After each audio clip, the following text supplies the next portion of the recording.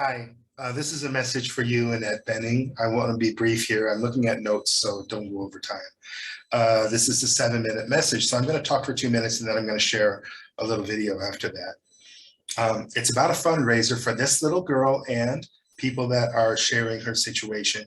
14,000 children die every day due to our neglect, due to most of us not even doing anything about it, but we've got a miracle here. You may want to look into this project because it's a miracle. It's a breakthrough in the area of ending poverty and a whole lot more.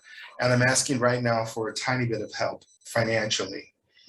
By the way, on a personal note, here's one of the greatest moments in cinema, thanks to you. And this is why I'm sending you a message, because I'm so impressed by your talent.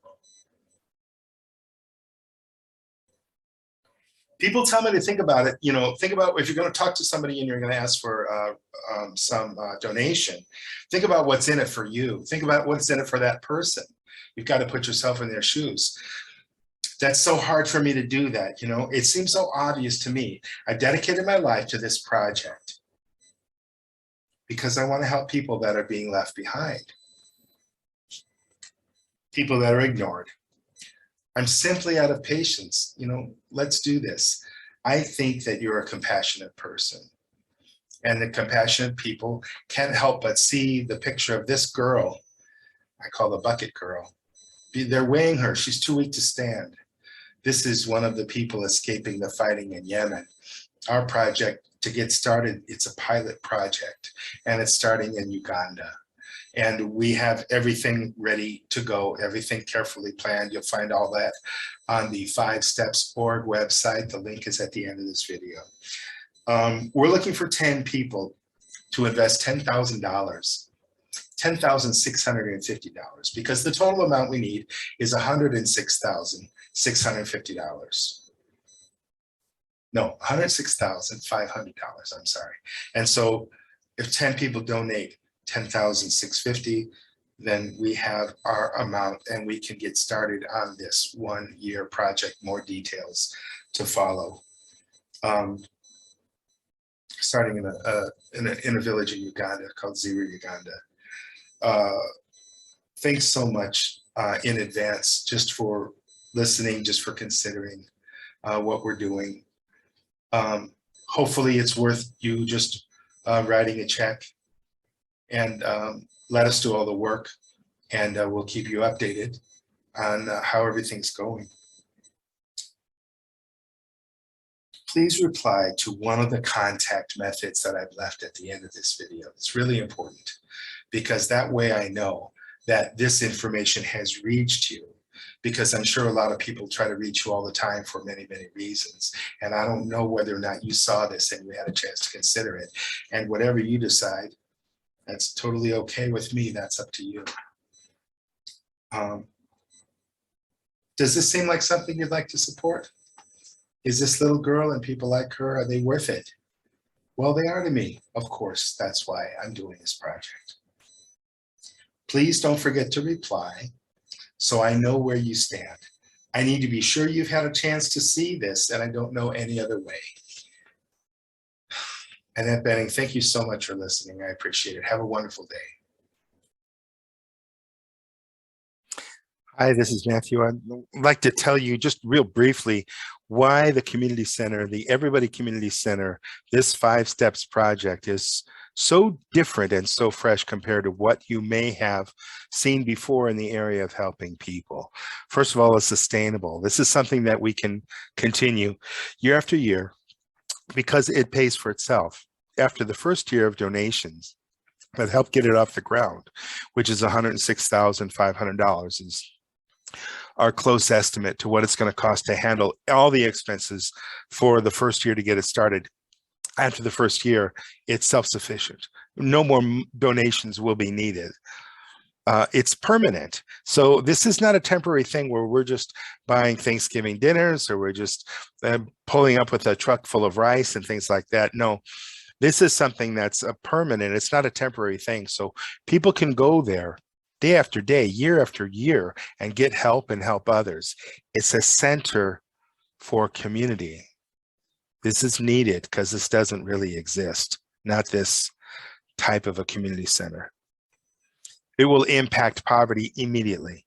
It'll impact crime in a very short period of time, because so much crime comes from two things: lack of accountability and extreme poverty. People get desperate. People become criminals most of the time out of desperation. We eliminate that very, very soon. And we also help with the lost resources. People that are in poverty, a lot of times they have nothing to do all day. They have no place to go. And these are people that have physical resources, but they also have mental resources too. How many children have died? We're losing 14,000 children every day to our neglect. How many of those children would have been geniuses in physics, mathematics, medicine? I bet the cure for cancer could have been reached so much sooner if we had nurtured more people, if more people were able to go to school, study medicine, whatever it was, and develop into actualized human beings. And that's what the community center is about, creating actualized human beings. Another aspect is accountability. So we hold people accountable for how much did you help out. Now, we're not being nitpicky and we're not splitting hairs, but we're saying, look, if you want to be able to benefit from the community, then you should contribute to the community. You need to help out in the greenhouse or the fish farm or the chicken farm or wherever else, help to make food for people that come in and they're looking for a quick snack.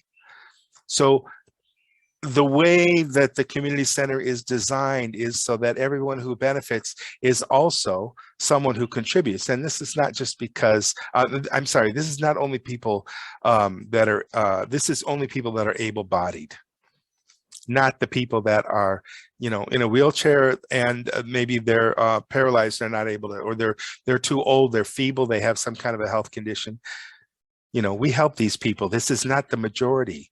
This is a very small minority. And from the extra work that we do to contribute, we take care of these people in our community, the elder and the infirm.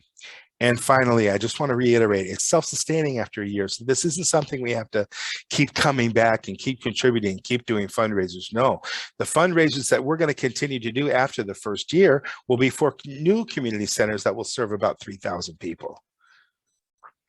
So we'll be developing more and more community centers, refining the model, making the model flexible so it matches different cultures. This is a very different project. I've never heard of this before. This is something that's really going to have a very strong impact because it's a physical place that people can go to get information, to get support, to get help, to get resources, to get clean water, to get healthy food, to get help finding a job, to get help find training for a job, all the things, the basics that we need in life that we don't get at home. I grew up middle class in the northwest side of Chicago. Even somebody who's at my level in the United States, I still didn't get this kind of nurturing. And it's missing for at least 1 billion people, probably quite a bit more. Thanks for listening. Okay, so there's the details. Does this little girl seem like someone worth supporting? Does this project seem like it's worth supporting? Remember, it's not about you, it's not about me, it's about these 14,000 children every day. Does it seem worthwhile? Okay, please let us know. Here's the contact information.